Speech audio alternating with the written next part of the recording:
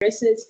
But when we have the Q&A and you would like to pose your question, you're then welcome to open your camera as well and then unmute yourself to ask questions or make comments. You're also welcome to type your comments in the chat. Any comments or questions are welcome throughout. I think we're going to have enough time to go through them at the end. And then just for the order of the day, we will first have Edward offer some reflections as the author of the book that we're launching today, followed by commentary from 3 discussants who I will introduce to you shortly. Perhaps as I introduce our discussants, when I mention your name, if you could just put your camera on and wave so they know who I'm mentioning. I'll start off by introducing you to our first discussant, who is Patience Mukwambo. Dr. Patience Mukwambo is a lecturer, thanks Patience, at the School of Education at the University of Glasgow in the UK. Her research focuses on how universities foster human development and create more just, inclusive, and sustainable societies. Her areas of interest are conceptions and operationalizations of quality in teaching and learning and internationalization, as well as students' experiences of higher education access and participation. Patience also focuses on the experiences of marginalized students, such as girls, youth from low-income backgrounds, and migrants, both documented and undocumented, in different higher education contexts. Her book, Quality in Higher Education as a Tool for Human Development, Enhancing Teaching and Learning in Zimbabwe, published by Routledge in 2019, evaluates how the notion of quality is conceptualized and operationalized in Zimbabwean universities using the capability approach as a normative framework. Our second discussant is Professor Gift Masaiti, who is an associate professor in economics of education at the University of Zambia in Zambia, where he has worked since 2005. He has served at the University of Zambia in different positions, including Dean in charge of research in the Faculty of Education.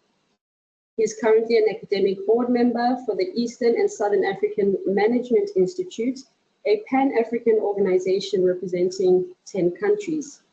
He has been involved in consultancy, commissioned and grant-aided research in different organizations, including the European Union, World Bank, USAID, UNESCO, the British Council, Ministries of Education, Plan International, amongst others. He has published widely, mostly in the areas of higher education, economics of education, education management, and policy.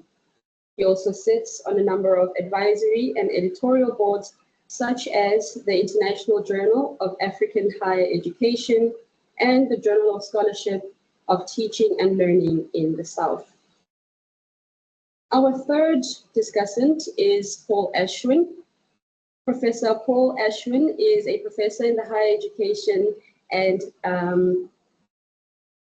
he's a professor of higher education in the Department of Educational Research at Lancaster University in the UK. Paul's research focuses on the educational role of higher education, how knowledge transforms students' understandings of themselves and the world, and the role of policies in shaping the education offered by higher education institutions. His book, Transforming University Education, a Manifesto, published by Bloomsbury in 2020, argues for a focus on the educational rather than economic purposes of university degrees. He is the lead author of Reflective Teaching in Higher Education, written by an international team to support the development of research-informed university education or teaching. Paul is joint editor-in-chief of the International Journal Higher Education and co-editor of 2 Bloomsbury book series, Understanding Students' Experiences of Higher Education and Enhancing Reflective Teaching in Higher Education. We are very honored to have all 3 discussants here with us today, and we look forward to their commentary later on. But for now, I will introduce the man of the moment who will come into frame very shortly, as he and I will switch seats, so you can see him in a moment. So we are here to celebrate the launch of the book that is authored by Edward Mboyonga, who is a postdoctoral research fellow in the Higher Education and Human Development Research Program. Edward's higher education journey began at the University of Zambia, where he obtained a bachelor's degree in education and history. He went on to obtain a master's in education, awarded with distinction, from Trinity College at the University of Dublin in Ireland.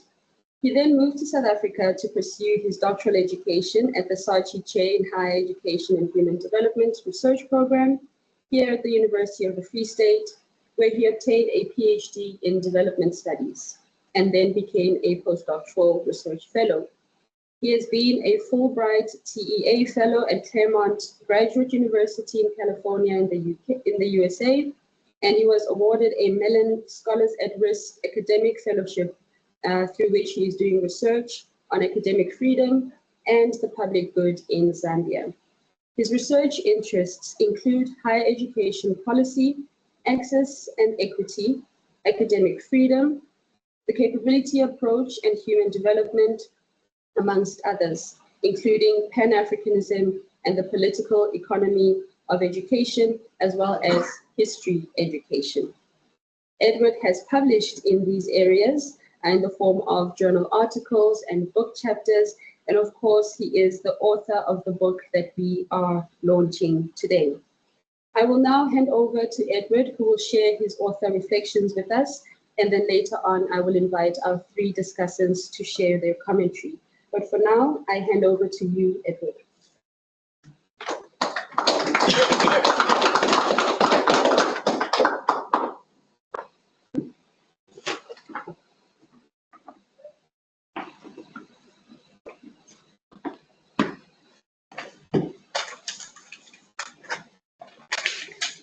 Yeah, thank you very much, Mika, for that introduction.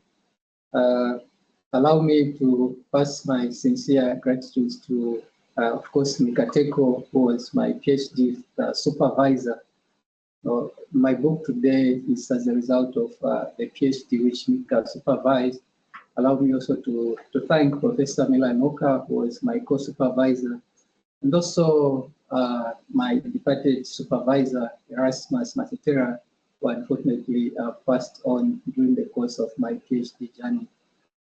Gratitude to my colleagues here at the center. So gratitude to, of course, my family, my wife, who is not here. She's in the UK. My children who would have loved to be here. I'm so grateful for their support. Of course, my family in Zambia, and also the colleagues and the discussants for today. Thank you very much, Professor Gift Masaiti, whom I've interacted a lot with in terms of my research. He's given a lot of valuable advice. Gratitude to Dr. Patience Mukambo, who at the time when I started my PhD, she was coordinating our studies. Indeed, she also gave great insights during my thesis, which has, of course, developed into this book. Thank you very much to Professor Paul Ashwin, also for agreeing to serve as a discussant. Thank you to all of you who've attended online. Thank you very much. So in terms of the origin for the book ideas, I would say it's developed probably way before my PhD, when I knew that I would, at that time I didn't even know that I would write a book, but my ideas on access developed before the PhD, mostly during my study in Ireland, where we had a course, I remember, education and social policy. So there was a module which we looked at, and the title was on access, where we looked at the aspect of access, that students can be allowed to go into universities, but then that does not really mean they will have access to university, especially in these elite universities. So that conversation sparked my interest in terms of how access is viewed. After I completed my studies, I had an opportunity to serve as a part-time lecturer in a private university in Zambia. And there again, I was exposed to the realities of the private higher education sector. So that journey, coupled, of course, with my own aspirations and my own belief in the power of education, I think led me to apply for a PhD at the center in 2019, where I was offered a place. So while I started the Higher Education and Human Development Center, I think my research were kind of developed through, of course, interaction with various people and through readings of literature on capabilities, as well as literature on higher education. So this book, which we are witnessing today, is a product, of course, of the PhD thesis, which I did between 2020 to 2022. But then there was also a second phase for my postdoc, which I did from 2023 up to now. So the project stems from two phases in terms of the research project, the PhD as well as the postdoc. So in terms of what I try to look at,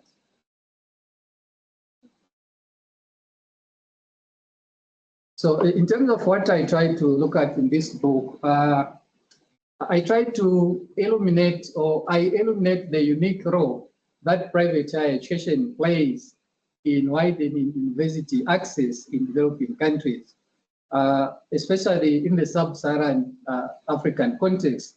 I use the example of Zambia as a case study to kind of illustrate the challenges which countries in the global south face when it comes to widening university access.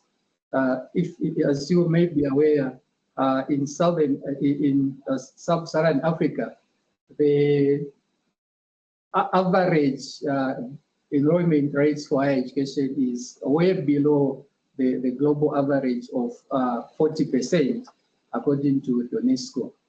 And so I try to interrogate this problem by looking at the contribution of the non-state actors, in the efforts to widen university access and participation.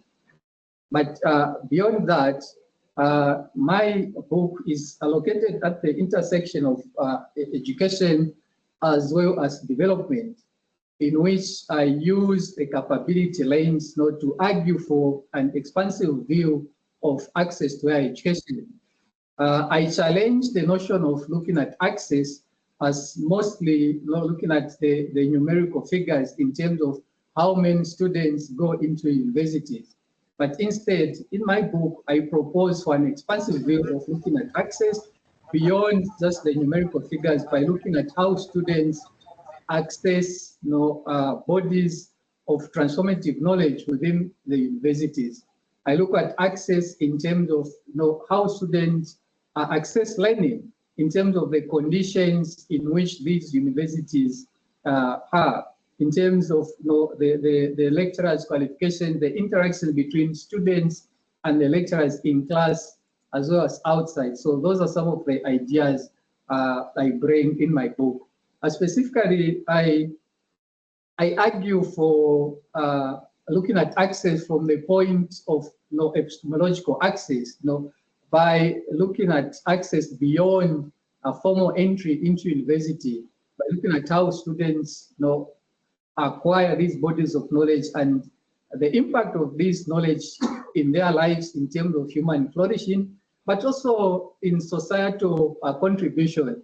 So by so doing, my book presents an alternative view of access to higher education beyond the economic domains by looking at how access to higher education expands economic development, but beyond the economy, how access to higher education can contribute to society in terms of intrinsic contribution at human level, but also societal development. I asked what type of graduates are being channeled in these private universities, and in what ways do they contribute to development in the context of Global South, where access to higher education in public universities is not certain, given the financial challenges which developing countries like Zambia are facing. So I argue that indeed the private higher education sector has an important role to play in Africa's developmental agenda, and they should not be left out in terms of our conversation about development, in terms of our conversation about access and participation.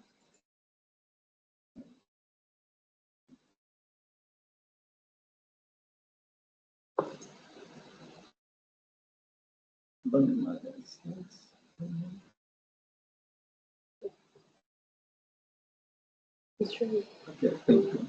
So if you're able to see the slides, I think the editor of the book series for the perspectives on education in Africa kind of summarizes what I try to bring out in this book.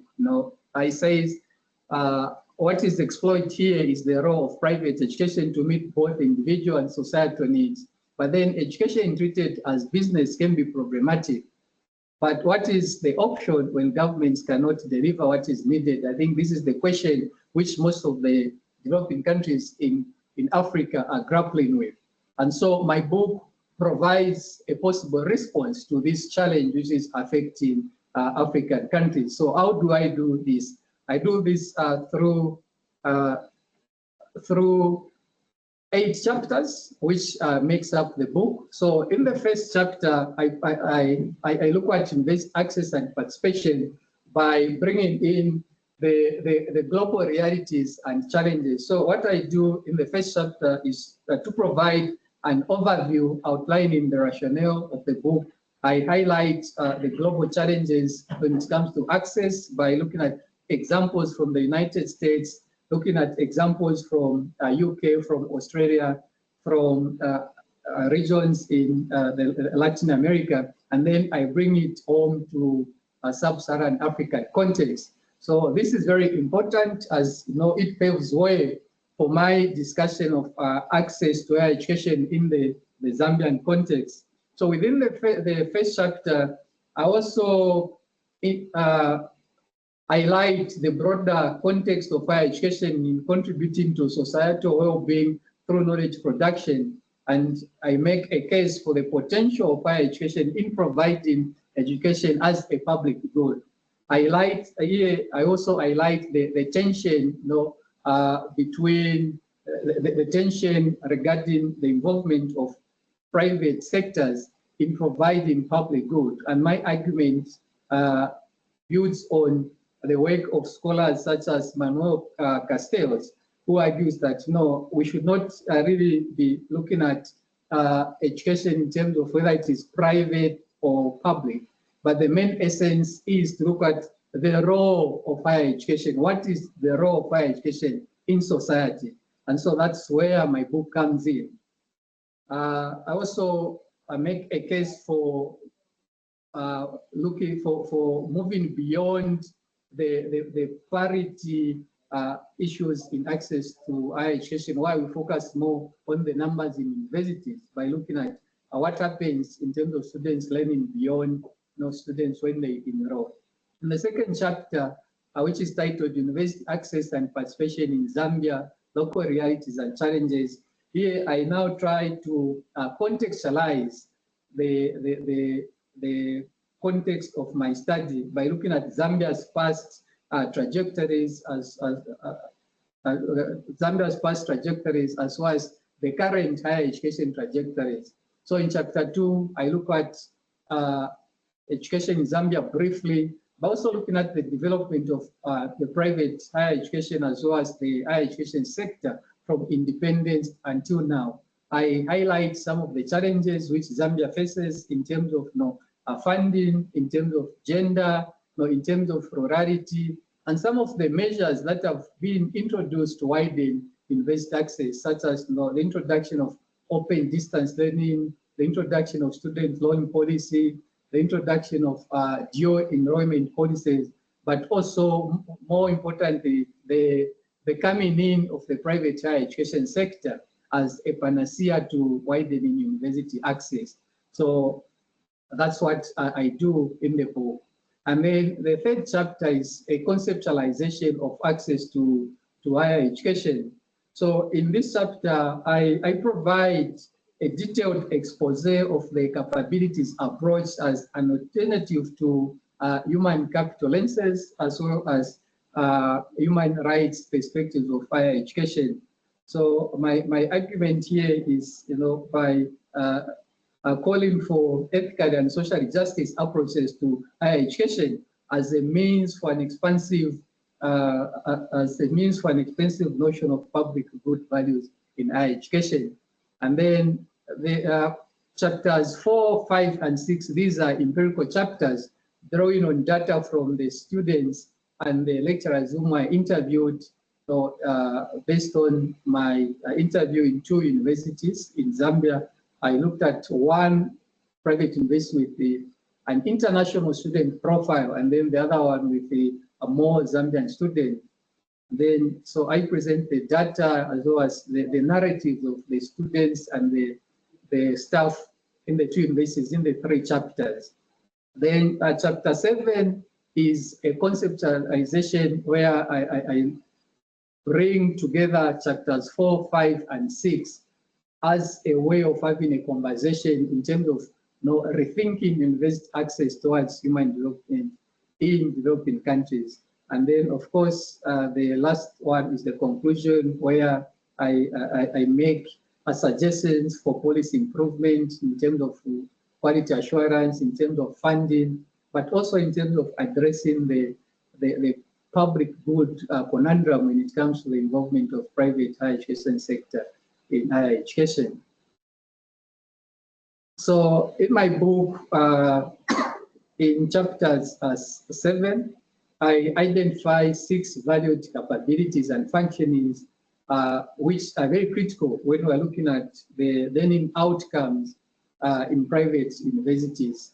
So these include, of course, the capability for epistemological access, which I argue that this refers to gaining knowledge through private universities. So my argument is that private universities, by offering spaces for students to enroll, at least they give an opportunity for students to have access to these transformative bodies of knowledge in these universities.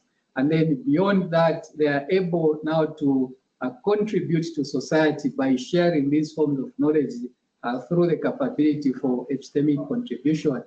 Then within the private higher education sectors, there is also evidence of certain aspirations being forged. So as a result of the interactions, as a result of the initiatives by the universities, but also the agents of the students, where students now they are even able to make plans for their future. They are able to know certain careers they want to join, or the careers which they want to pursue as a result of their involvement in higher education. Then I also look at the capability for recognition, respect, and belonging. This was central for the students who felt that being in a private higher education sectors, because they are small, there isn't a lot of confusion like student riots, political interference. They feel that recognition, that belonging, compared to maybe public universities like University of Zambia, which has a lot of students, and in some way that reduces the aspect of personalized experiences. I also talk of capabilities for Ubuntu, but also more important, the capability of employability, which is acquired by students having access to these private universities. We would wish to learn in Zambian private universities, for instance, you find a lot of international students, especially in courses like law, medicine, and recently nursing, where most people do nursing and then migrate to other countries like UK and others. So you find a lot of students from the region in Southern Africa coming to Zambia to pursue such courses. But also there are certain initiatives which are done by private universities to promote the employability of their graduates. For instance, Unilas, Cavendish, they are very good at networking with the industries, where they provide some kind of employment boot camps for their students. So overall, I argue for the rethinking of access towards human development, where I say for us to have an expansive view of education, we need to look beyond the formal access by looking at how students' capabilities are able to be enhanced through the opportunities to learn in private universities. So I say that we need to move from formal access towards epistemological access, that is access to institutional knowledge, and this should result in equitable access and outcomes as well as opportunities which are manifested through the students' varied capabilities I talked about. Of course, I also highlight the aspect of convergent factors which kind of constrain or enable some of these capabilities. But then I think for this book, I'll just say, I won't go into details. I want to find out the views of the discussants, what they think about this book. So in terms of the contribution, I see three major contributions that my book does. It provides new insights into the contribution of the private education sector in Africa's developmental agenda, more especially aspects of access, participation, which are very critical for fostering human development on the continent. But also it addresses the public higher education and public good conundrum. Here, my suggestion is that we should not be fixated on the politics of who owns which institutions in terms of higher education institutions, but instead we should be looking at what is the role of higher education in society. How can higher education contribute to the development of human flourishing, to the development of society, addressing things like climate change, crime, and other things.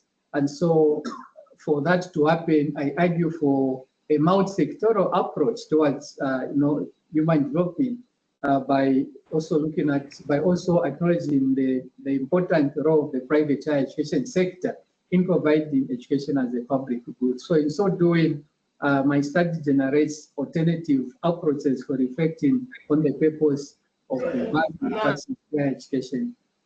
Thank you very much. I'll end here. Thank you. Skomo Kwambiri, my professor.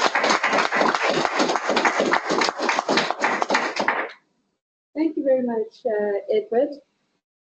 Please stay seated there, and I'm now going to invite our three discussants who will talk in the order in which I introduced them earlier on.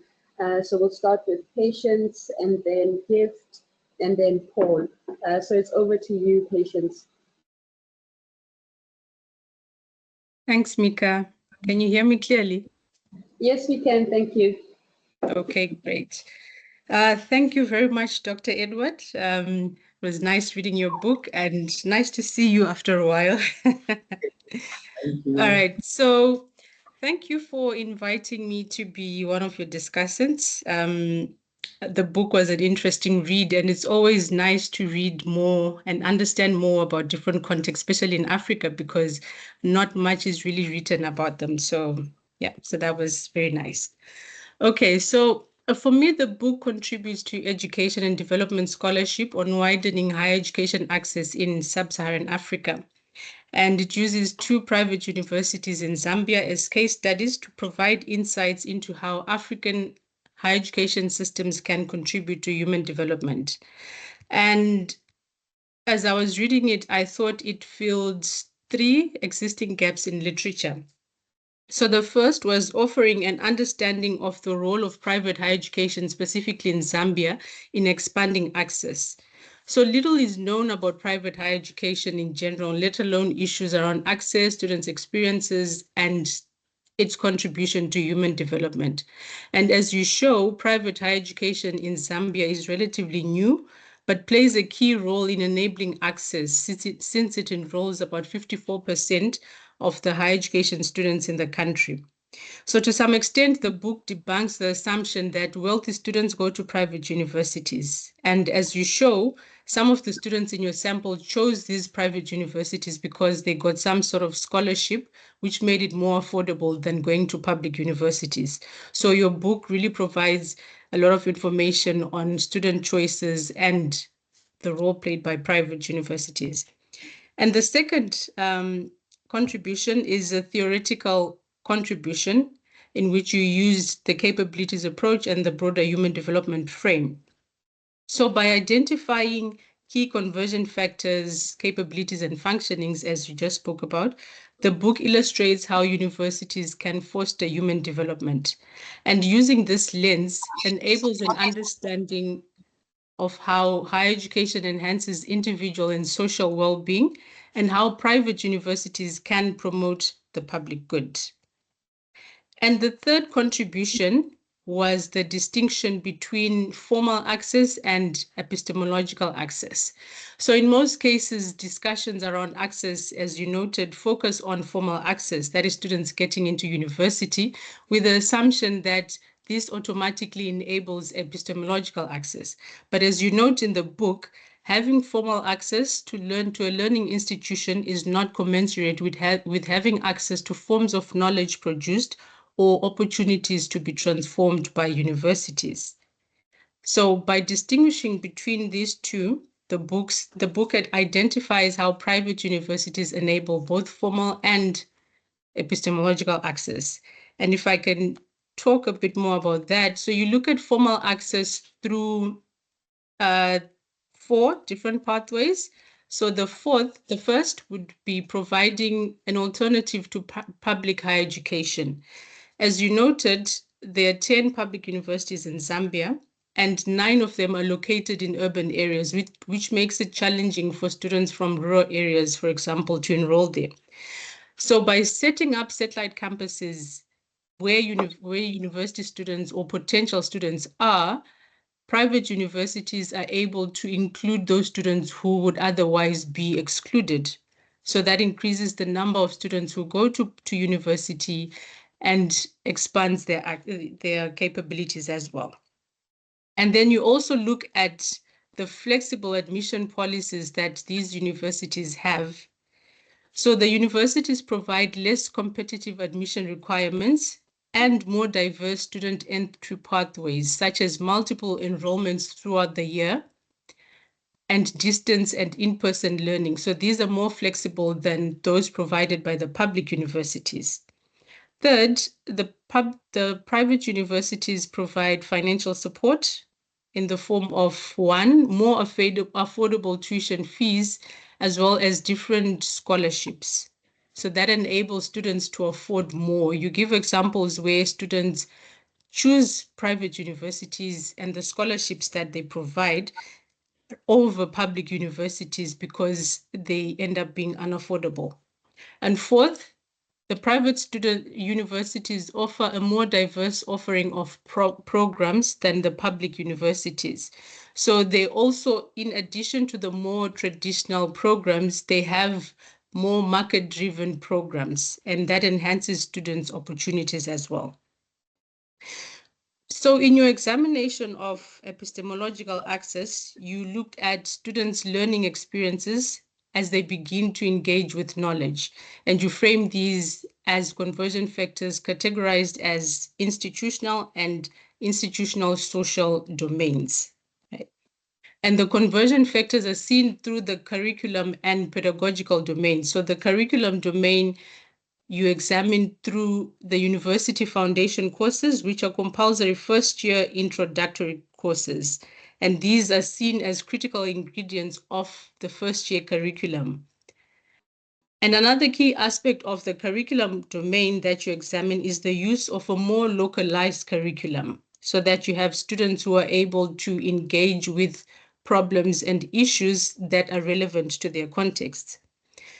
And the pedagogical domain is seen through the use of engaged rather than banking pedagogies, student-centered approaches, as well as the use of peer support.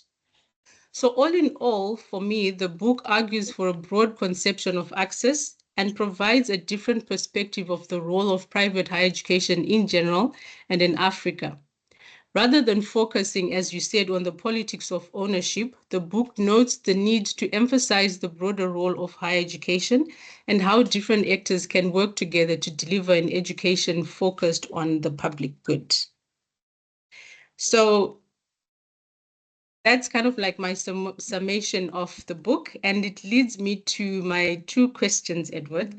So the first question is that in most of the book, you discuss epistemological access, but in chapter 7, you refer to the capability for epistemological access and the capability for epistemic contribution. And I would want you to talk a bit more about the link between the two. And this question builds on your focus on the university foundation courses at first year, and not necessarily access to and engagement with disciplinary specific knowledge over the years. So as we know, university students engage with knowledge differently in the first year or 2, and this kind of engagement tends to evolve and deepen over the years until the final year. Right, so it changes more from a focus on foundational knowledge acquisition to more complex relationships with knowledge, critical thinking, and application, which speaks more to the capability for epistemic contribution.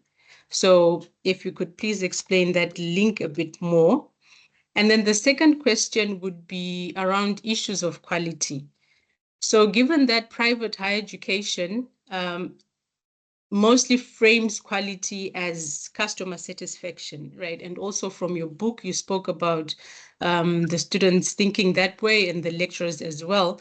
So my question is, are they really able to access quality learning? So I'm thinking here also in the context that you mentioned of limited resources in the university, whether it was infrastructure, furniture, equipment, qualified lecturers, and stuff like that, especially in the satellite campuses. So do you think that the access and epistemological access gives them access to quality education? There are a lot of accesses there, but yeah, those are my questions. And thank you, Chair, and once again, congratulations, Edward. Thank you. Thank you very much, Patience. Okay, so I see Edward is jotting those questions down, and you'll have an opportunity to respond to them before we open the floor to the audience later on. So thank you very much, Patience. If we could move on in the meantime to our second discussant, Professor Gift Masaiti, and anybody else who has questions. The Q&A session will be coming up later on once the discussants have shared their commentary. If you have a burning question, you can type it in the chat so long, and we'll make sure that it is addressed during the Q&A session. So, Professor Gift Masaiti, the floor is yours.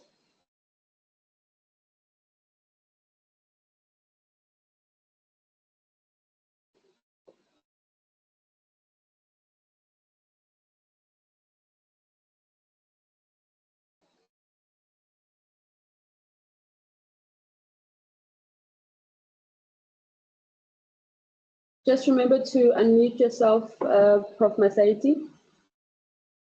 Unmute yourself so you can share your commentary, please.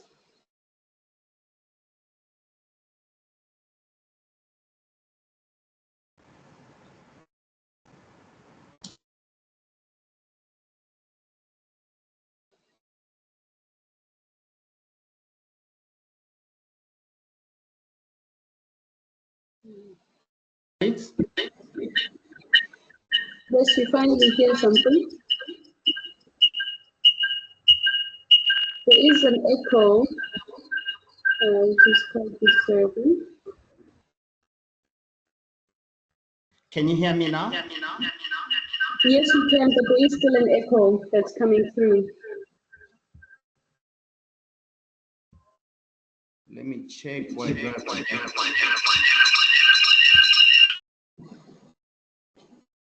Please just make sure that you're not logged in on more than one device. For example, on your cell phone or with the laptop in the same room where you're at. And we're just going to wait a few moments for you to sort things out.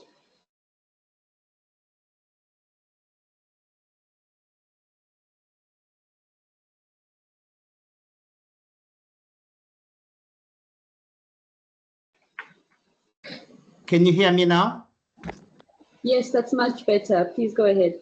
Okay, thank you so much. I think I had two devices open from my end. Edwards, can you hear me? Yes, I can. Okay, please, thank you so much. I'll not put my video on so that my technology doesn't fail me. Again, I want to thank you, Edward, for this great project. It was very insightful reading your book, having had interaction with you on different aspects, and actually having read it so religiously, I'm just thinking this could be one of our reference materials, especially for the University of Zambia students, those who are doing postgraduate, and other universities in Zambia, because this is a very good book, well thought out, and using very unique conceptualization. So I congratulate you on this work. Keep it up. So I intend to do the discussion in a kind of different format. I'll just give a brief overview. Then I'll comment on a few selected chapters and then give you some reflection points to reflect on. We may want to respond or just take them as some reflection points. So as I begin the conversation, I noticed that the issue of access in higher education is an issue of conversation, especially in the global south. We've been having this conversation and you dwell on it very much. You talk about public provision and private provision, and also give a justification why there's been a growth of private provision of this education. Maybe you make assumptions that maybe there's limited space and there's massification for students who want to access higher education, which is true. You're also doing issues of quality issues, which is very interesting. And what's interesting about your book is that you don't pick the public space, you pick the private space, what you call non-state actors, and you have a conversation on how the global south can leverage on this. And you embark mostly on two areas of education, which you are very interested in. One area of education, which you mentioned in your introduction, and the area of development. So this book is an interface between education and development. I think what was interesting to me is the usage of the capability lenses. You bring a new theoretical lens, a new framework to argue about the access to higher education, which is not usually the case. We always argue using human capital theories. We use about different economic theories, but you bring a new kind of conversation in terms of access to private higher education using developmental discourses. Again, what I found very interesting, just like from the overview, is that you note that it looks like the private higher education, like in most, especially in the developing South, is accommodating more students than when you look at the global North. And you also reflect on some of the arguments of quality, what kind of quality is being produced. You bring some of the epistemological challenges for student public higher education, and so on and so forth. So some scholars have argued that actually private higher education compromises quality, Tamrat. Other scholars from India, from Africa, profit motive, and others have argued that they're lowly ranked. Actually, when you look at in the global North, private higher education seem to be high competitive, high prestigious, a bit different discourses from where we are. However, we can't take away the fact that their contribution they make to widening access and participation is very high, and these have enabled students to access where there are limited spaces in public higher education. Now, I'll just give comments. For instance, the chapter 1. In your chapter 1, I think you give very good conversation in terms of university access, global realities. And what I like about this, you give us the interface in terms of what's the percentage of access globally, and you say around 40%. I know the data has changed, now it's about 41, 42%. And what's interesting is that from this percentage, you argue that about 34% from data from UNESCO, about 34% of these people access higher education are coming from private higher education. So can see how much these private universities are accommodating. Though in Africa, as you said, it could be lower than this in terms of access. But what's interesting, in our own country where I am in Zambia here, the private players, private access to higher education around 53%, if not 54%. So it means they're getting a bigger space. They're getting a bigger space in higher education, and you bring this one very candidly. So again, this is well argued and well framed in terms of making an argument why this sector cannot be ignored. Another issue I find very interesting you are making in this book is the utilization of, you are not just talking about access. You are bringing something very new, very interesting to me, who has not used a lot of capability theory. You are talking about accessing university, something very nice, but how do the learners transition? Epistemological argument and epistemic learning, how do learners progress in these spaces? I think that argument is very interesting to me, and the book has thoroughly dealt with this issue. I have a few reflections you may want to think just on chapter 1. The conversation of education as a public good, a private good, is very good. The public goods, once it's provided, there's no extra cost one can access. So we need to think about which other theories will complement, which other theories will complement the theory you're using, capability theories. Could there be other theories that could complement? Using it alone to argue such a big issue of such a magnitude could be, maybe you need to reflect on this, and I'll be giving you more suggestions as we go. Not just the neoliberal theories, the quasi-public good theories, the human capital theories, but there are other social developmental related theories which can complement the capability theory. So you may want to think about this one. When you talk about investor access and participation in Zambia, I was very interested in this chapter because you give about the policy framework, you give about the law, you give about different bodies that has initiated, that facilitate the growth of higher education in general, and those which has facilitated private players in Zambia, which is very interesting. And you talk about some of the issues that are emerging from the private players, which is the dual track system, loan scheme, which are affirmative actions. All these things are true and very interesting.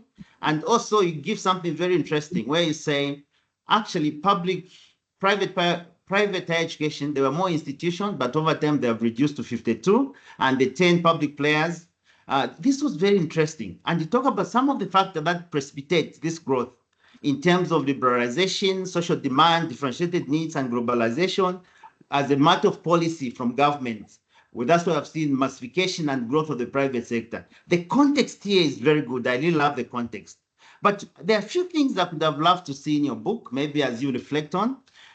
I wanted the conversation concerning the ESSP, Education Sector Skills Policy Analysis, where there's a conversation about some of the epistemic issues,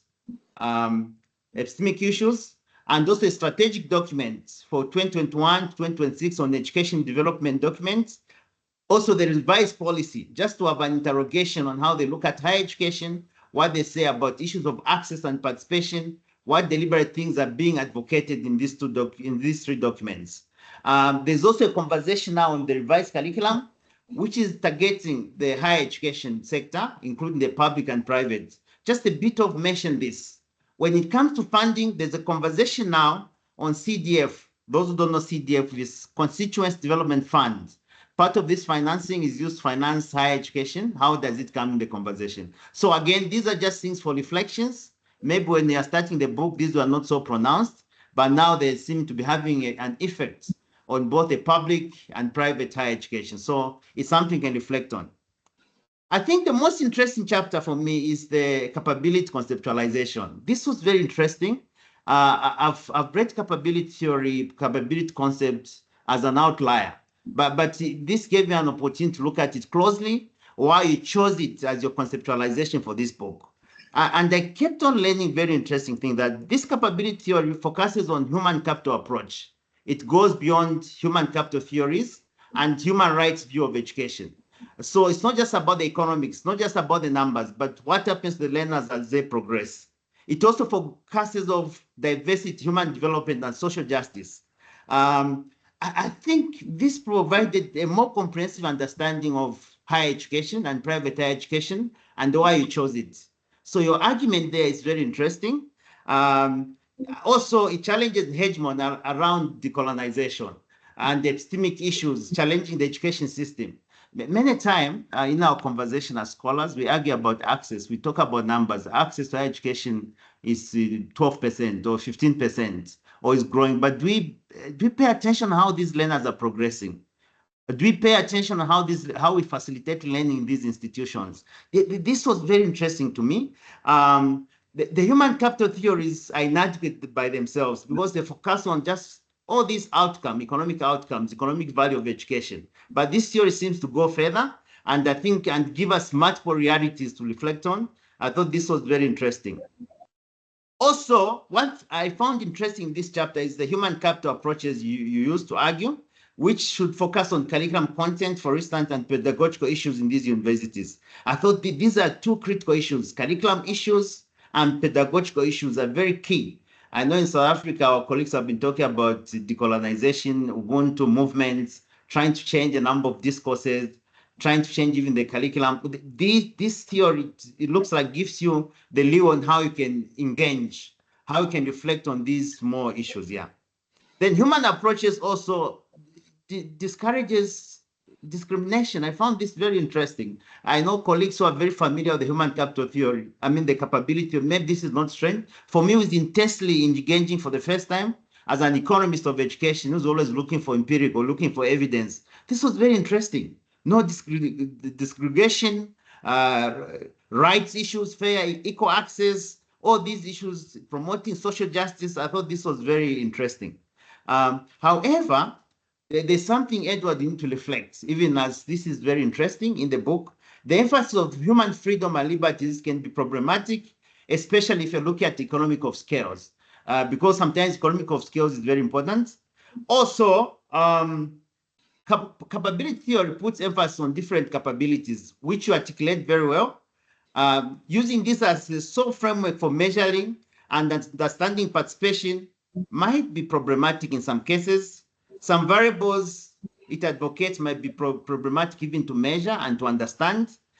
So I was thinking you can consider using other theories which might give you more leverage, a bit of venom to measure some of these things they advocate. The process of developing capability is a complex process. I think Carl Walker's work, I was reading Carl Walker's work, Mikatai's work, they explain them very well, but the process can be very complicated. However, I'm making a suggestion here, which I'll forward to you later on. The most prominent theories explaining access and participation in higher education are mostly based in the socio-economic perspective. One of the theories you may want to look at, maybe you looked at it, is Badeau's social capital theory and habitat theory, which might also add value, especially for the future. As you write, I know you'll be an authority in this area. As you expand your work, see how you interface with these new theories in your work. Negotiating invest access, chapter 4. I think this was interesting to me as well. Your conversation, your context, policy context was very good. I think you explained very well the role of private universities. And we also explained very well in this book about student motivation to enroll. What does it boil down? Issues of having flexible admission policies, and this we feel challenged as public institutions, public higher education. Maybe we are so rigid, less competitive admission, more diverse student entry paths, available financial support, and affordable tuition fees. It's just the extent of these where you talk about financial support, especially in the context of Zambia. What's the extent of these? Sometimes they use this for marketing, for marketization, market their universities. Differentiated demand for higher education, driven by two things: courses and widened choices for programs. Was also another interesting things which I learned from this chapter, which was well explained. Yeah, so another issue which was interesting, I think, was also a reflecting point for me, a scholar in higher education, is the quality education diminishing confidence in public universities, that people are accessing private higher education because there's reduced confidence in these public universities. This is something which is very interesting. Yeah, the biggest issue is the quality of education, public higher education in the global south. Maybe not global north. the diminishing, the biggest is the quality of education in terms of the curriculum, in terms of faculty itself. Do you have qualified faculty? You talk about some of these issues, facilities, and issues of internalization, not globalization. Globalization, these are some of the issues you may want to reflect on. Yeah. So again, we may want to look at the loan and scholarship are so superficial. We did a bit of research to see what kind of loan are provided in the Global South in terms of the loan, scholarship, whatever student support mechanisms. Some of them are just meant to attract enrollment. Then chapter 5, you discuss about beyond investigates, having epistemological access, and you use evidence of staff and students. Yeah, I was just thinking in the title, you should have also talked about epistemic issues, not just epistemological and epistemic issues, which may have a different context.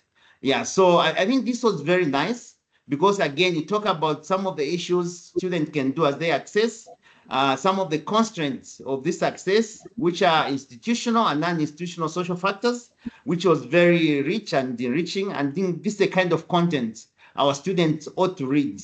And when I read this chapter, I just feel like, well, this is a book I can give as a reference to my students to analyze some of these discourses, to give us deeper thinking, to look at their own situations. I thought this was well done.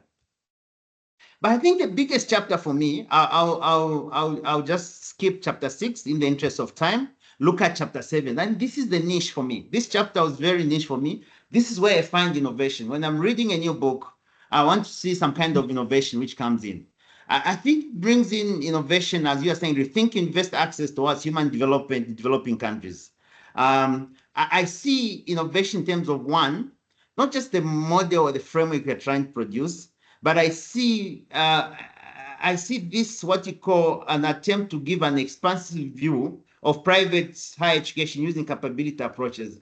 I was wanted to see this knitted together, put together and give a conversation. I think you do it very well in chapter 7 because you make very good arguments here where you are saying the board claim of having limited capability investigation in private higher education centered around this. The previous discussant talked about the less literature, less conversation to understand how theory can help us to reflect a bit more than just access. I think this, you make a very good conversation here. You talk about student capabilities and value functioning are presented using investigation from Zambian private universities. This is emerging and you're giving it context. I thought this was excellently done. And these 6 capabilities come out very nicely and you give a good conversation. Epistemological access, epistemic contribution, aspiration, which you later on dissect and make them in 4 kind of conversation where I talk about knowledge, self-development, rationality, and economy. I think this was a niche for me because then I was saying, what is Edward trying to do all this? When you come to this chapter, you put everything together. I thought this was very, very helpful. The proposed framework is also good. I don't know whether you tried it and tested, but from your literature, yes, it looks very well. To be nice to see whether we can publish it. I would love to get this framework published for validation, where you talk about the thinking of higher education, and you're talking about from formal access to epistemological access to equitable access to students' valued capabilities, all supported by conventional factors and conditions. This, again, is the niche. So when I read this chapter, I was extremely excited, Edward. This made it for me. I said, okay, I'm seeing things together. As I end here, my reflection issues, Edward, for you, I can go on. I've just skipped a number of issues I want to discuss. Just a few issues to reflect on. As we talk about access and participation in private higher education, there are key issues we need to reflect, not just for the Global South, even for the Global North, but especially for the Global, since you're looking for lessons for other countries they can learn, based on the case study for Zambia, is the issue of one, cost and affordability. Cost and affordability, what are the variation of cost and affordability for the private institutions, not only in Zambia, it could be in Zimbabwe, in the Global South. How do they manifest themselves? Because I know tuition fees, for instance, in the West, tuition fees for private higher education institutions could be higher than the public universities, creating an affordable barrier again. So we need to look at it closely as we grow, as the institutions are growing. as they become developed, what would be the case? So cost and affordability and the issue of financial aid. We need to unpack financial aid clearly. I know when you use two cases of public universities, sometimes to make a generalization can be problematic. We may want to reflect on how financial aid works out in terms of scholarship or aid from low-income students to say how are they helped.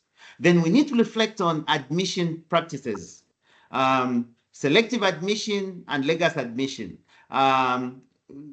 Who is more stringent again? We need to ask these questions for admission. For the two private universities, you say they are flexible in admission, but we need to interrogate these issues more. I think we need more interrogation.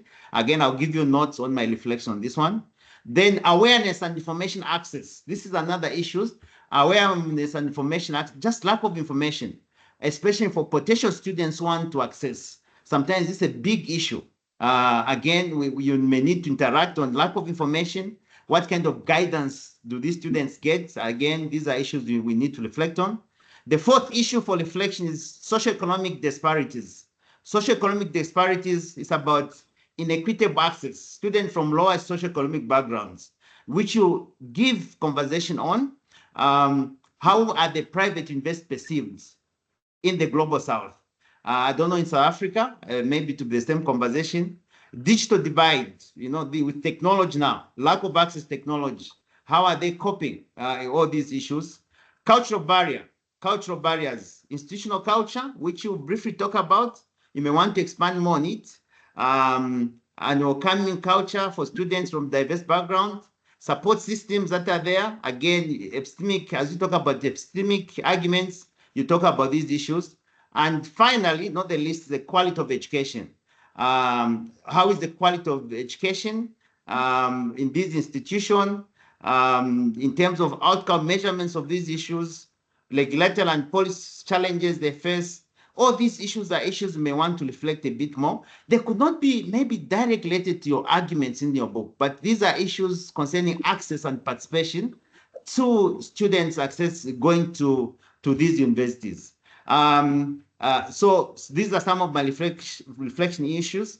Yeah, so as I conclude, it's safer to say addressing key issues requires a concerted effort from policymakers, education institutions, communities to create a more equitable landscape in higher education. And also, we need to make sure that capability theory is given more emphasis. People have to understand it, that it has a human face and maybe one of the framework we might want to use going forward. Thank you so much, Edward. This is a good product and look forward to purchasing these books. Thank you so much.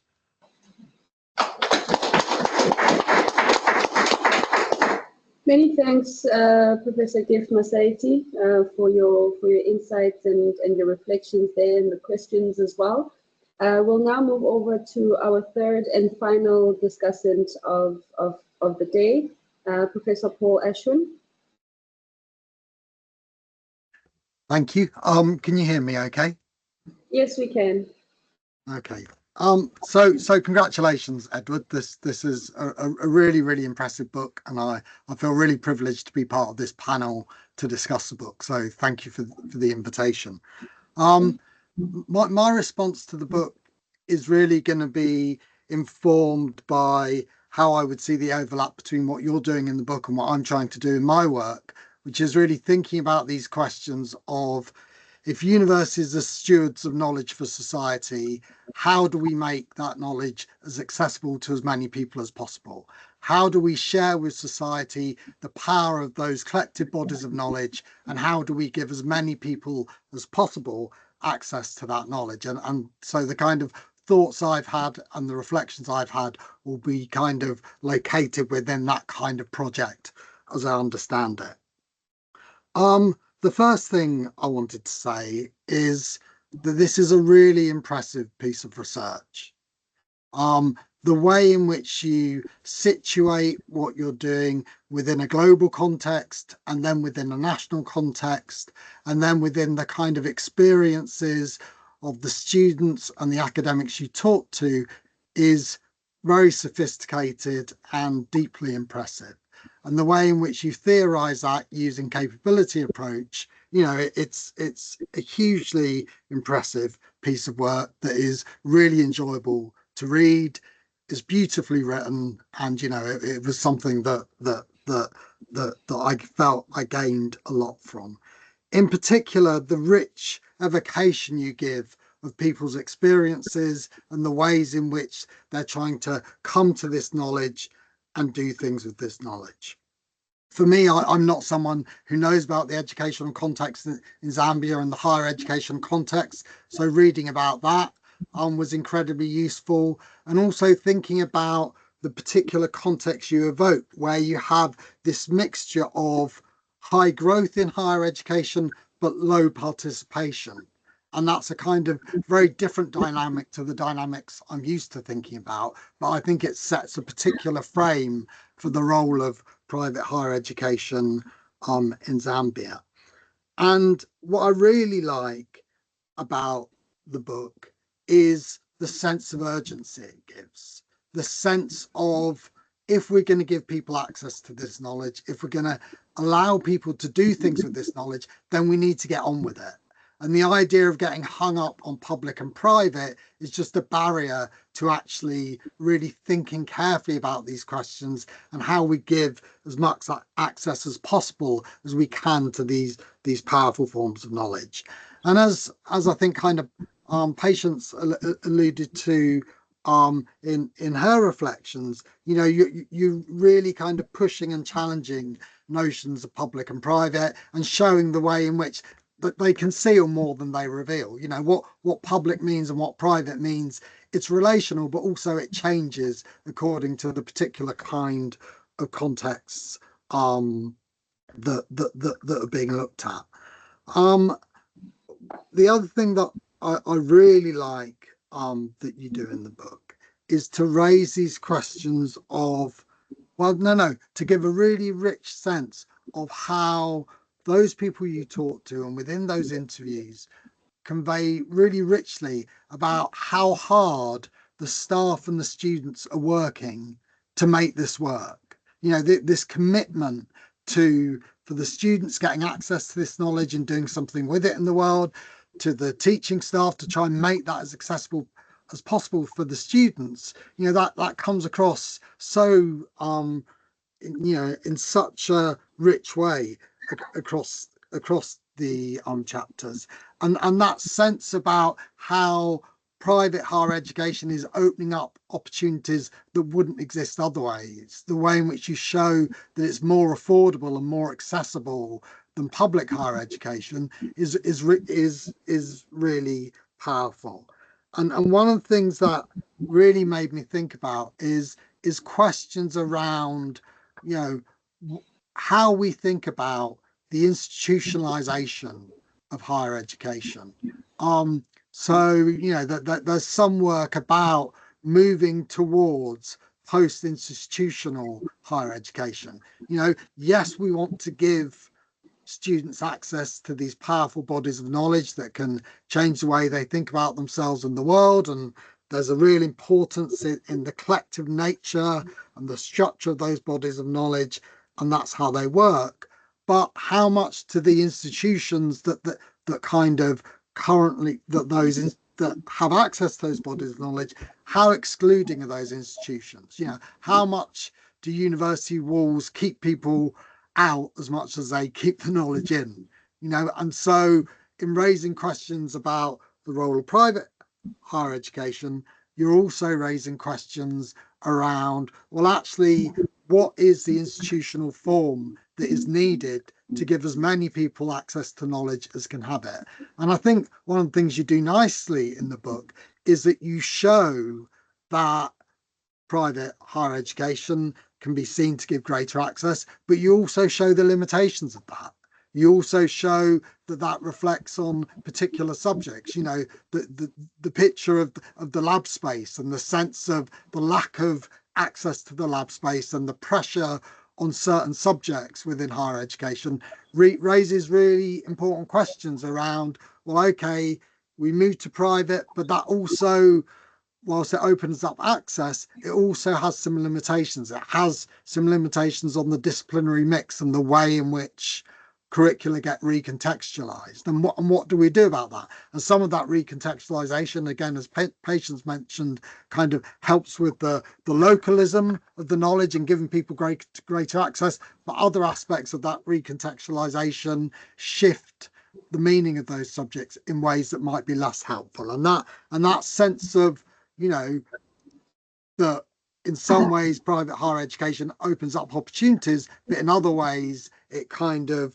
you know, it offers different kinds of opportunities that might raise difficult questions about what that mix looks like across the whole system, is a real achievement in the book.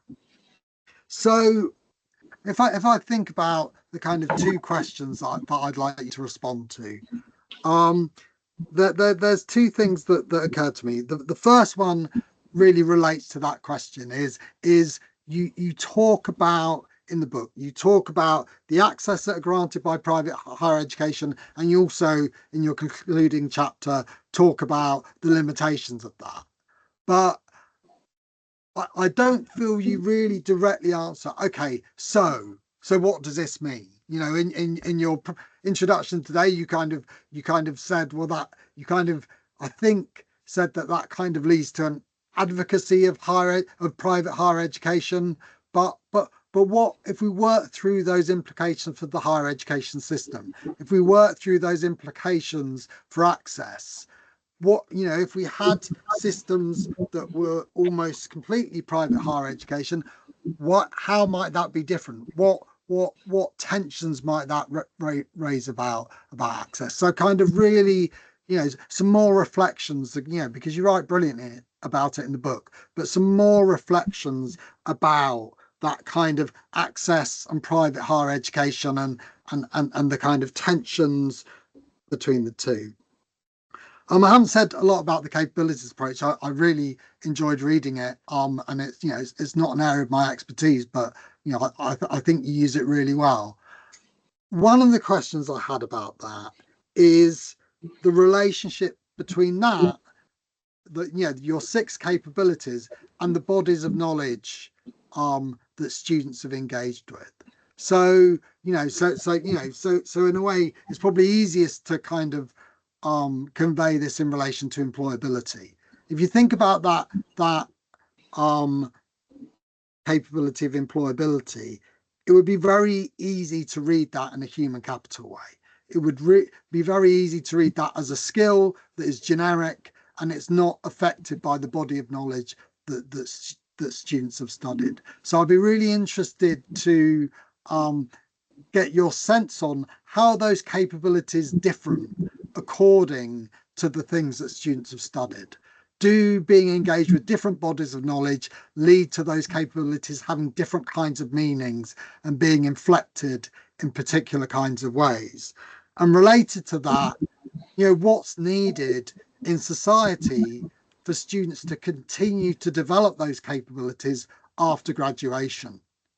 You know, I'm writing something at the moment where you know, collectively a group of people about the notion of graduateness and how graduateness is an ongoing thing that continues to develop and change as once people have graduated, and is dependent on what's available in society to help them to develop that. And I'd be interested in your reflections on that kind of question in relation to capabilities. How do they develop after graduation, and what's needed to support them within the societies where they're developed? I hope that's helpful. Thank you for this brilliant book. You should be deeply proud of making such an important contribution. It's a real credit to you and your supervisor and, you know, the institutions in which you've worked, that you've managed to produce such an excellent piece of work. So congratulations.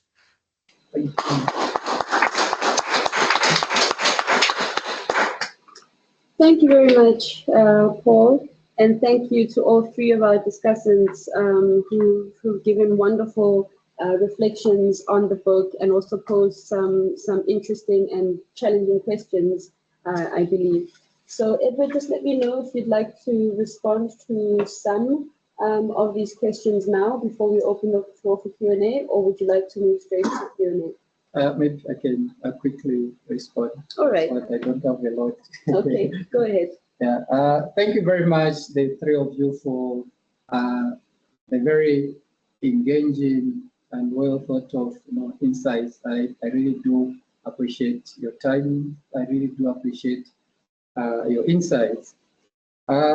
Still, to answer a few questions, I will only be able to answer a few. I think Patience did ask on the link between epistemological access and epistemic contribution. That's a very good question. Actually, when I was writing this, that's one question I had in mind. But then the difference is that when I talk of epistemological access, I'm focusing more on this knowledge which students acquire as a result of becoming university students, as a result of enrolling in certain courses. For instance, what a law student who acquire in terms of the disciplinary knowledge will be different from what a nursing student acquires. And so that has an impact in terms of their epistemic contribution. So in other ways, epistemological access, I argue that this is the foundation for all these capabilities, because they have been enhanced as a result of the students being in these private universities, as a result of the students enrolling in these university courses. And so through courses, for instance, like law, we see students acquiring certain knowledge, which they are also able to share with the communities. Yes, it starts in the first years in the foundation courses, but also this develops over time as the students progresses. And so I interviewed, for instance, second as well as fourth year students, fifth year students who are senior students. And over time, we're able to share how that knowledge which they acquired, the disciplinary body of knowledge, they were able to share how they also had opportunities to engage with communities by sharing that knowledge. For law students, for instance, they mentioned of offering pro-legal, pro bono legal advice to some communities through engagement with the law clinic. So in that way, we were able to talk about issues with contract, for instance, issues to do with gender-based violence, family matters, and other things as a matter of social justice. So the argument is that if they did not engage, if they did not enroll in a law program, they wouldn't have known all those ideologies or all those legal terms as well as legal knowledge which we were able to share with the members of the public. So that is the link. Epistemological access, it makes it able for students to acquire disciplinary knowledge which they are able to share. And then Paul Ashwin also, sorry, before I go to that, the last question is on the aspect of quality. Are they really able to access quality education? And this is the question I get most of the time. And my answer has always been yes and no. And this is what I've shown in the book, in the chapter, that is chapter 6, where I talk of opportunities and challenges. So I look at the opportunities, and if we look at these opportunities, I would say yes. So the private higher education sector in Zambia is quite interesting. I've always said that if I had the powers, some of the institutions which have been accredited as private universities, if I, Edward Mboyom, had the powers, I would have closed them. But unfortunately, I don't have the power. So it is a two-sided story. There are some universities which are really doing well in terms of quality. I'll give an example of universities like Cavendish University, University of Lusaka. These are even attracting a lot of international students and also international faculty. These are universities which are engaging in collaboration. For instance, UNILAS, which is University of Lusaka, collaborates with Stellenbosch University for the Doctoral Education Academy. So we see how they are contributing to quality.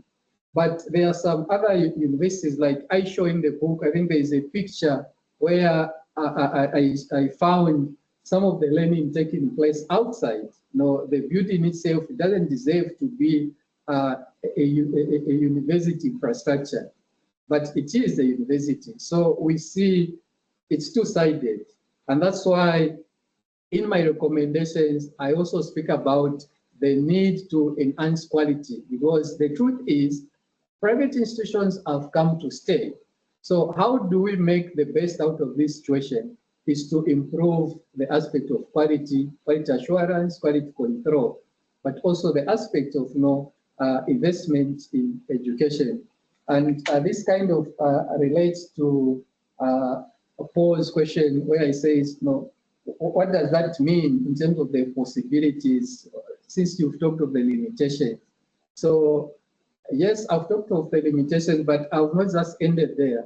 I have also suggested for what I've called possibilities and the way forward for enhancing human development, because I've acknowledged some of the limitations, but I've also tried to propose ways in which to address such limitations so that we leverage more on the presence of the private higher education sector.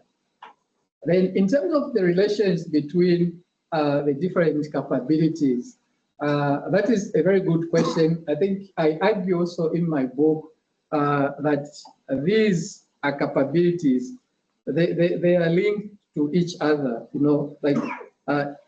each capability in most ways is connected to the other. If we talk of epistemological access, for instance, a student would acquire knowledge in farmers, but that knowledge in farmers will also lead to another capability, which is employability as a specialist in medicine in pharmaceutical field. So there is that relationship. And that's why I talk of those, the four broad domains, the economic domain, the relational domain, because the aspirational domain, because in as much as we can talk about them individually, they are kind of interconnected and interlinked, and that is the conversation I'm trying to bring in. In terms of how do graduates develop, and what type of support, I think that is a very good question. Unfortunately, I think for this book, it wasn't within the ambit of the aim of the book, but I see those are some of the potential topics for future research, even as I try to carry on in terms of my research on higher education in Zambia, in the Global South. I think that will be an excellent opportunity. And I would also want to be involved with your project. If I'm able to bring in the Zambian context, I don't know how we can work on that. Or I'm free and I'm available for that. Just bring in the context of my work in your study, if it is possible. Then for a gift, I would say, because I've noted quite a lot which you've said, some of them I've picked them up as potential areas for article writing, because other than the book, I now want to start focusing on article writing based on my dissertation. So definitely those are very good pointers which I'll engage. And then in terms of conversation with other theories, though I didn't do much, but I tried to bring in the aspect of Pierre Bourdieu's capital. When I look at the conversion factors, I talk of aspect of social capital for the students. I bring that conversation, but I think I only pay perfunctory attention. It's not very much in detail, but maybe beyond this, I think that would be also an area of engagement. Otherwise, thank you very much for your views and your questions. Over to you, Chair. Thanks, Edward. So we're now going to open the floor for Q&A. If there are any questions that people would like to ask, any comments that you might like to make, you're welcome to do that now in the next sort of 30 minutes or so. I'm going to just check online first if there are any questions, and I'll go through the chat. Rasford, I know you had your hand up earlier on, so please go ahead. Just remember to unmute yourself, and you're also welcome to open your camera if you'd like. Okay, thank you so much. Edward, I'm more than glad to see that your work is excellent and it has come to a reality.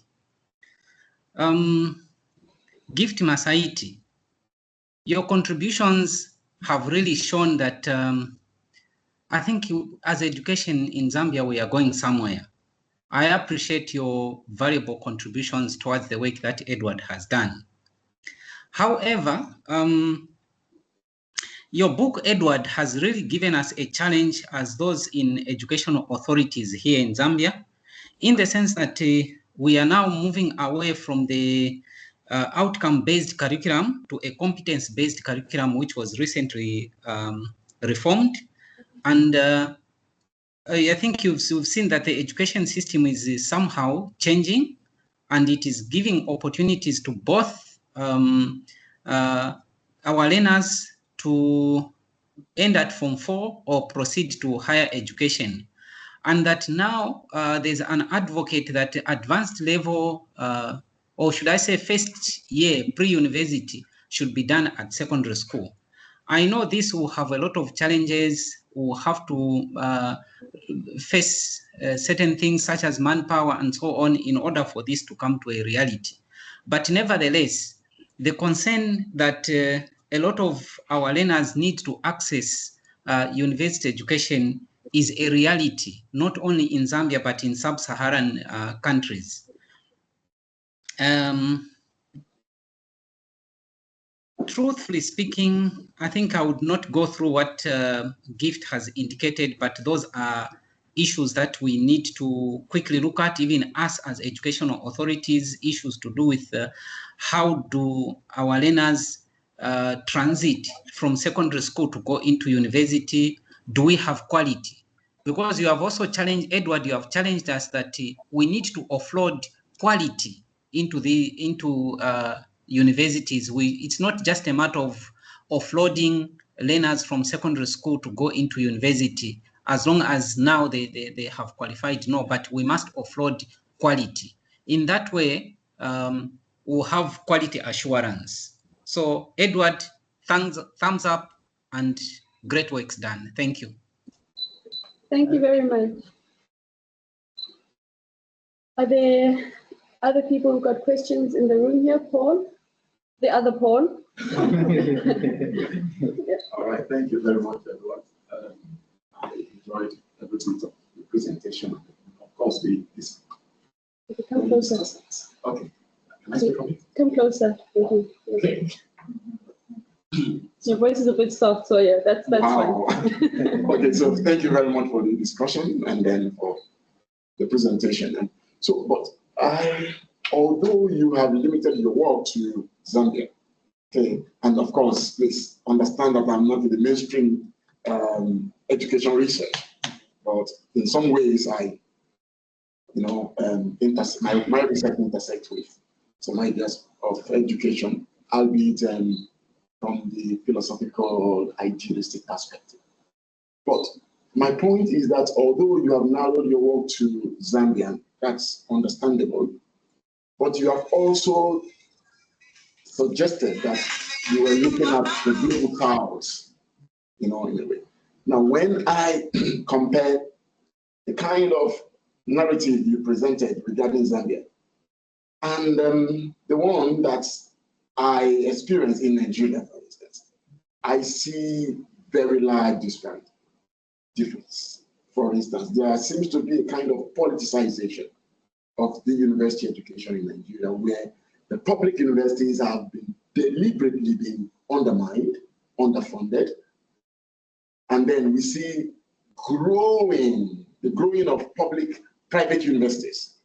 And then what you find is that the quality is reduced at the level of private, and then you see some level of quality at the level of public. even the faculties are moved from public to private. Okay, so I want to see, for instance, maybe not a question, but a kind of reflection, maybe when you are now doing the kind of articles you want to do, and then you are trying to now look at it from Global South in general. So you must be able to draw out these differences and then make them clearly. That's one of the points I want to make. Lastly, on the question of, on the issue of numeric and epistemological access. Yes. Perhaps I would have loved to see a situation where the epistemological access may be taken a little bit further. By that I mean, it is not just what students are being taught and what they will acquire in terms of knowledge, okay, but also the compatibility of the knowledge that will be acquired or be taught with the individual's learner's interest. Because what has been realized from my own little research is that, and of course, if we compare it or relate it to the kind of suggestions that were made in the last webinar, where there is a selection for students, okay, and this deprives them of their natural flair. And I can relate this very well, and I don't want to do it now, to theories of education we can find in Plato, Aristotle, and Rousseau. And so I hope that, I'm saying that that epistemological access should be taken a little bit further, perhaps normatively. Thank you. Thank you, Paul. I'm going to go online again. I saw your hand up, Ntimi. Please go ahead, unmute your mic and your camera as well. Thank you, Mika. Thank you, Edward. It's good to see that finally the book is out. And we had some conversation earlier on when we started, and you did so in a very short period of time. Congratulations for that. And it's a very informative book. When I was listening to you, I haven't gotten a chance to read, and I hope I'll read it. So when I was listening to you, something came to my mind. It's the issue of access vis-a-vis employability. In Tanzanian context, we are seeing a shift where a number of A-level, in Tanzania called A-level, who just like in South Africa matriculants, now moving into a different pathway, not of higher education, traditional higher education. And the argument is, if you go to university, you get a degree, you don't get a job. So I better go other route of maybe a certificate in medicine or medical, or a diploma, and I can easily get professional kind of training. And for me, that speaks about the issue of quality as well. Quality as well as employability and access. What's the sense in Uganda, in Zambia, and do you get any, those the conundrum of access vis-a-vis employability? That's number one. Number two is a question of funding, and someone did allude to that. We know funding play a major role in access, but the question is always about how much the funding, especially the loan, is promoting the expansive notion of access. What is the situation in Zambia? And did you get any sense of having those difficulties or complexities of funding vis-a-vis access? Thank you. Thank you very much, Ntimi, and thank you to all three people who've raised some interesting questions for you. Edward, would you like to respond to these now before we take our next round of questions? Yes, okay. I can respond. Thank you very much. I'll start with Mr. Rashford Munga. I will say Mr. Rashford Munga because he was my boss. He was my HOD at Hillside Secondary School. So teachers always say Mr., Mrs. or Miss. We still use those titles.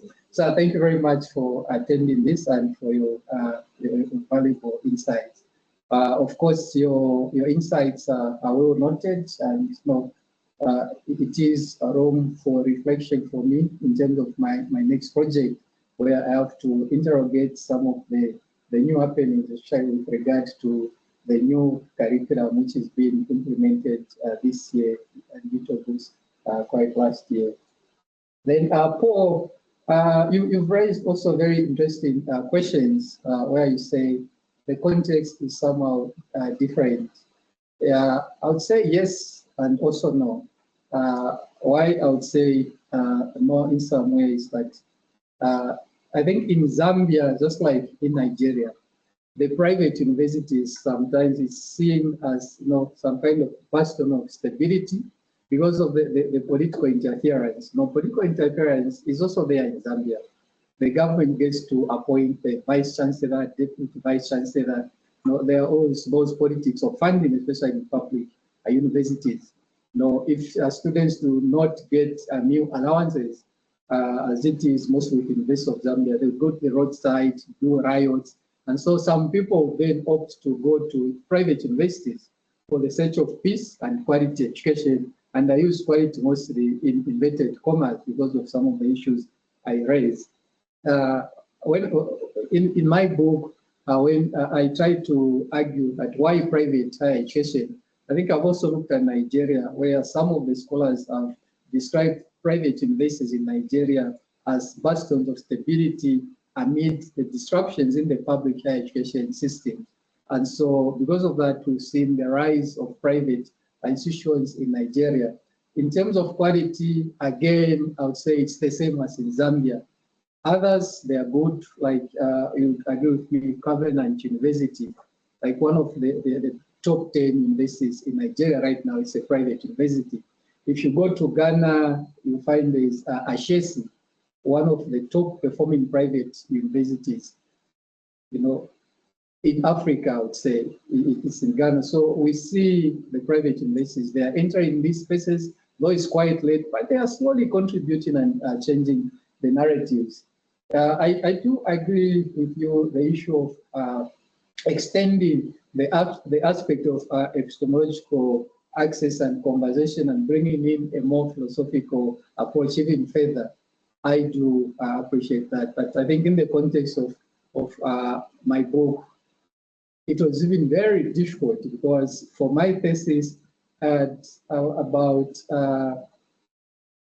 close to 100 pages, 100,000 words, I mean, but for the book, it had to be less than 80,000. So I had to cut off a lot of things just to make this book readable and flow the way it is. So in the process, I ended up cutting some of the things which would have probably even enhanced the quality of this book. And Timmy, thank you very much.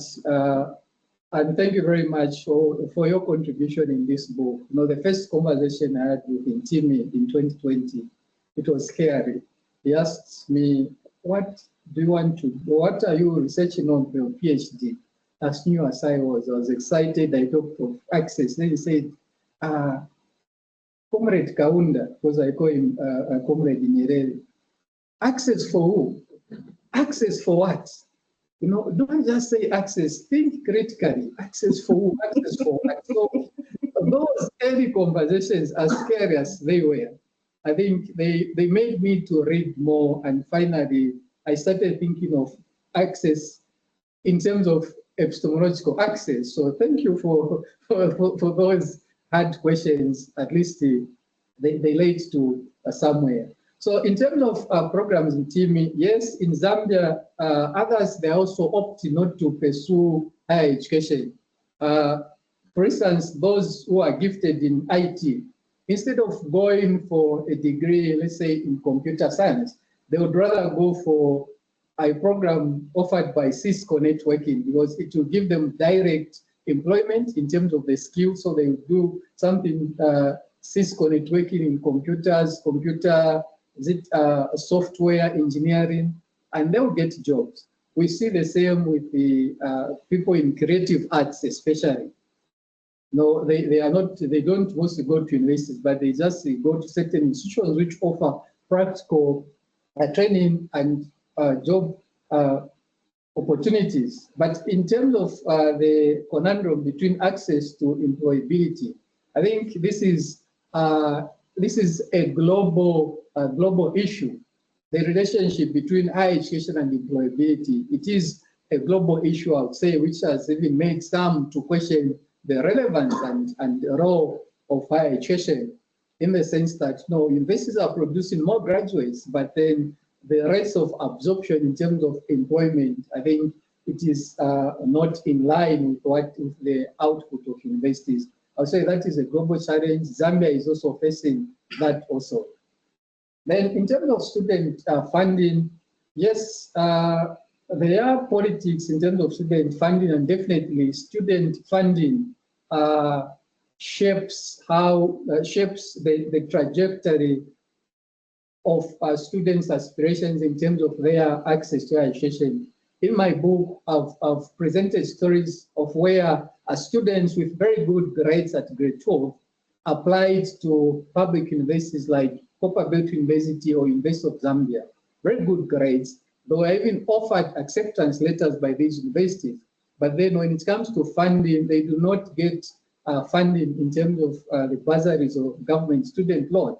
And so because of that, some of them, they've ended up going to private universities, which offer some kind of financial support in terms of tuition fee related scholarship. So it is very much in the Zambian politics as it is, in the Zambian higher education space as it is in Tanzania. And also funding for higher education, and Prof. Masai would probably correct me if I'm wrong, it has tilted more towards the STEM fields. There is more funding towards science-based engineering, mathematics field compared to the arts-based. Right now, University of Zambia, Department of History, is struggling to recruit some students for the undergraduate courses in history and other courses, because of lack of funding. The government is funding more students in STEM subjects, and that has its own implication in terms of access, in terms of social justice. When we look at these loans, whom are they serving if they cannot fund you to do a degree in philosophy? No. I think I would to allow others to ask and give their feedback. Thanks very much, Edward, for those responses. I'm just going to quickly read some of the comments that are in the chat while I wait to see if there are any further questions that people would like to ask. So Kaluba says, congratulations for such a great achievement. This is amazing work that opens a window into understanding the historical development of in Zambia and how over the years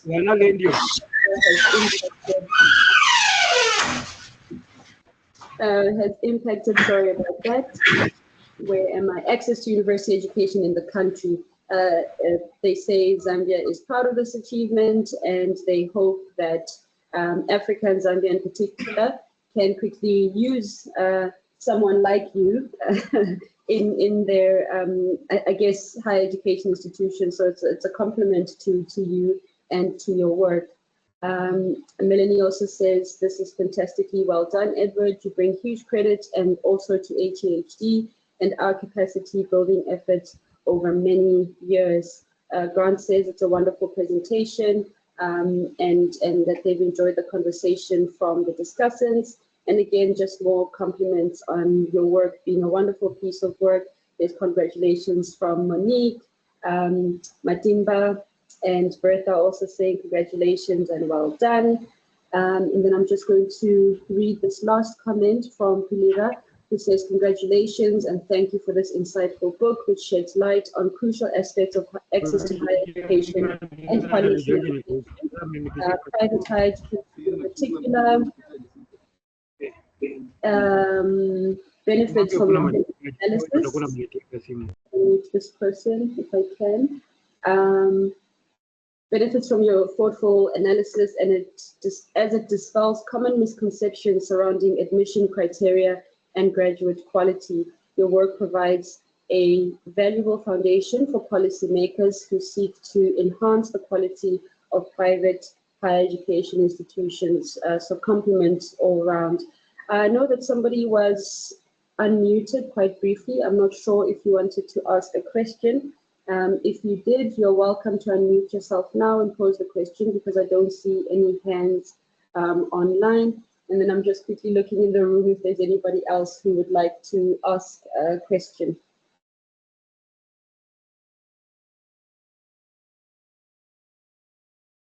No questions in the room here in person, and I don't see any hands online. Just one more comment. So if there aren't further questions, and I'm sure that you were taking notes, you didn't respond to all of the questions that were raised by people who were in the audience and by the discussants, so there's still plenty of food for thought. I see, Isaac, you've got your hand up, so let's take that question as we slowly wrap up. Isaac, please unmute yourself and also share your camera if you'd like.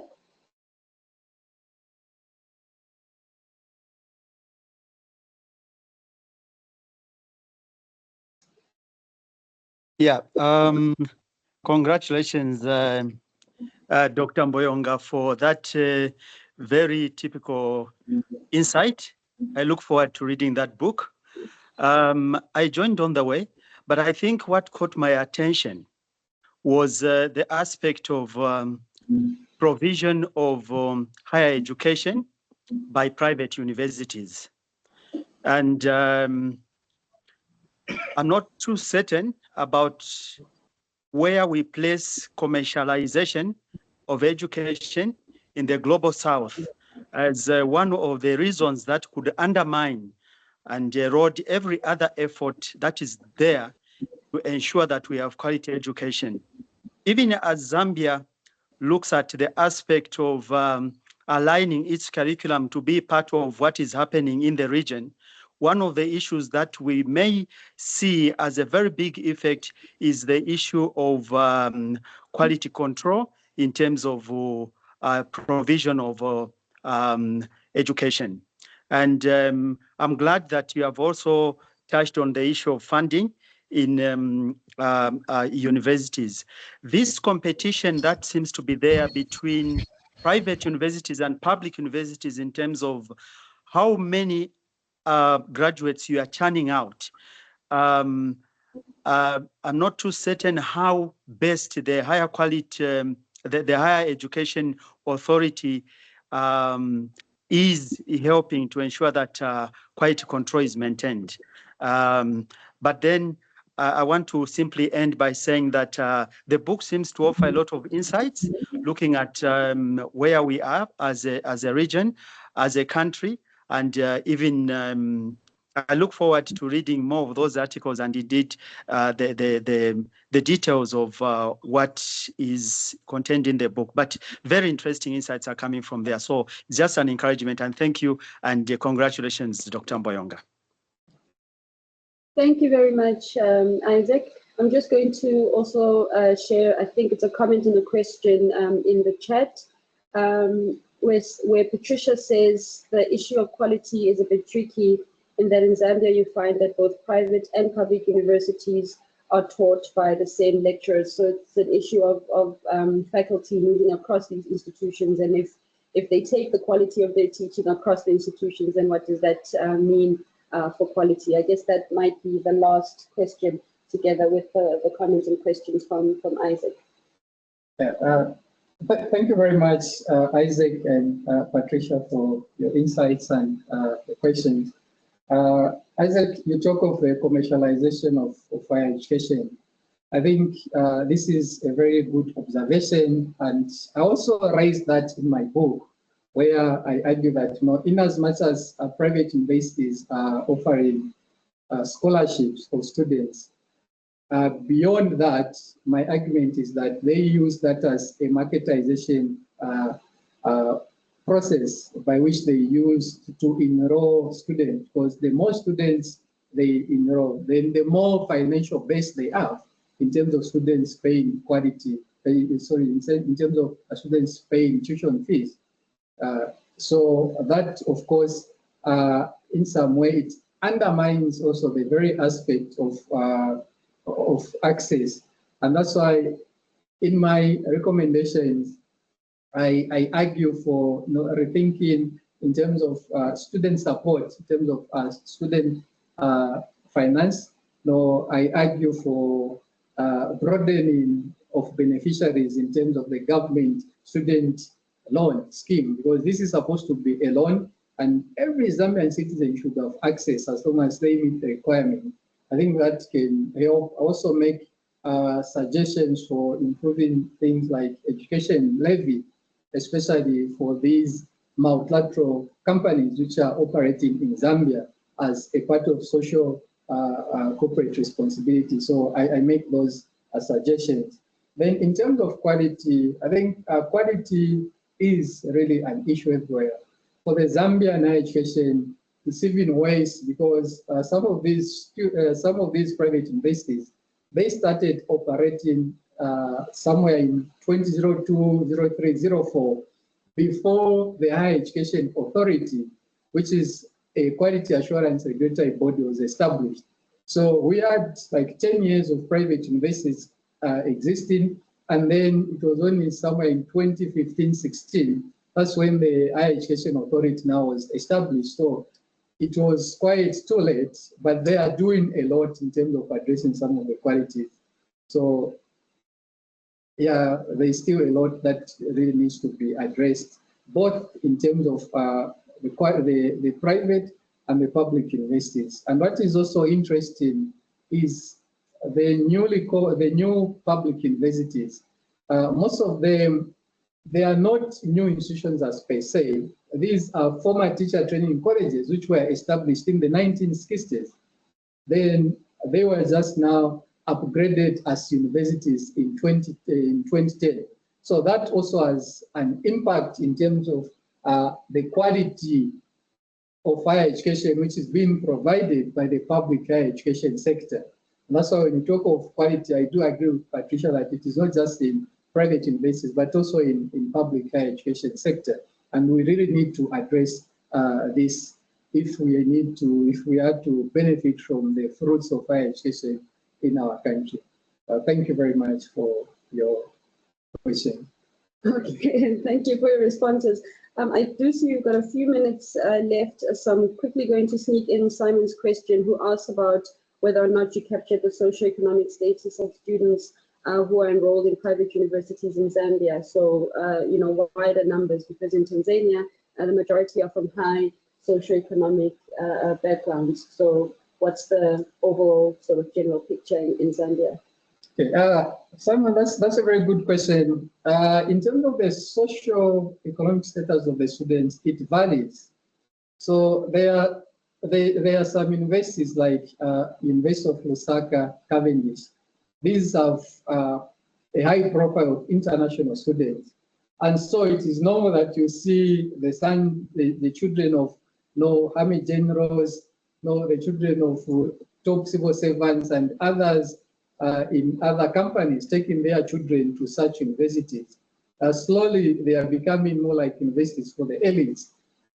But then there are some other private universities like DMI St. Eugene universities, Eden universities, Rockville University, which you find like they have even satellite campuses in rural areas.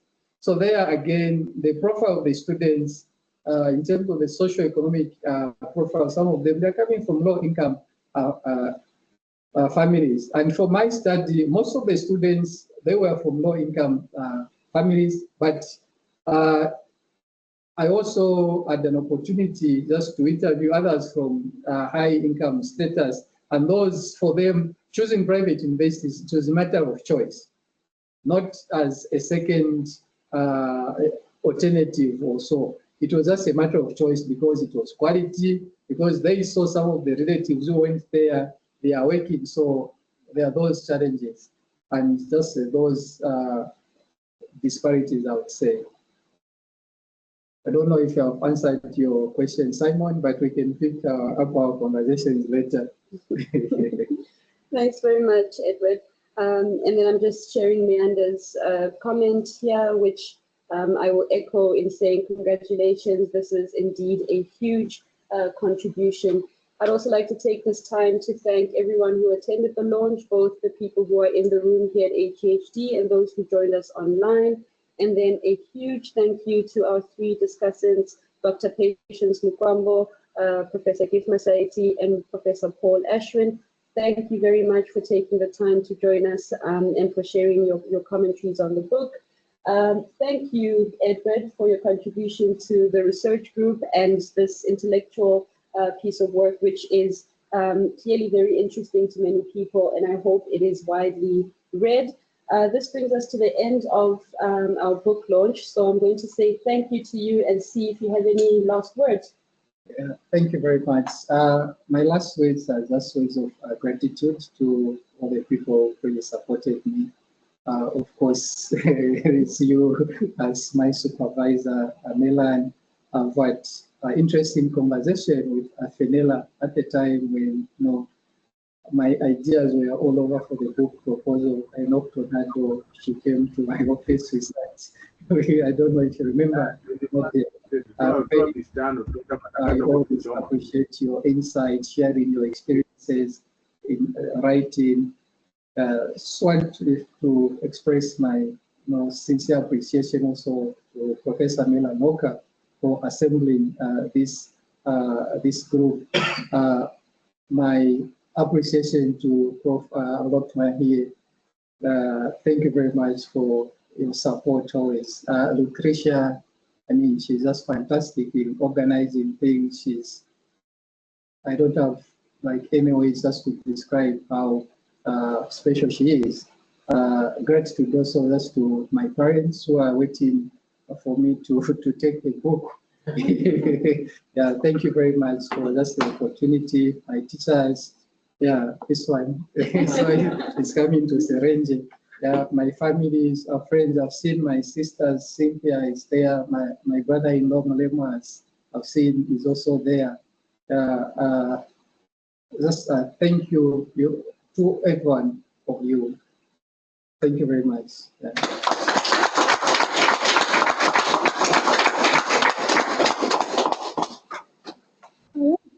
Thanks, everyone. Goodbye.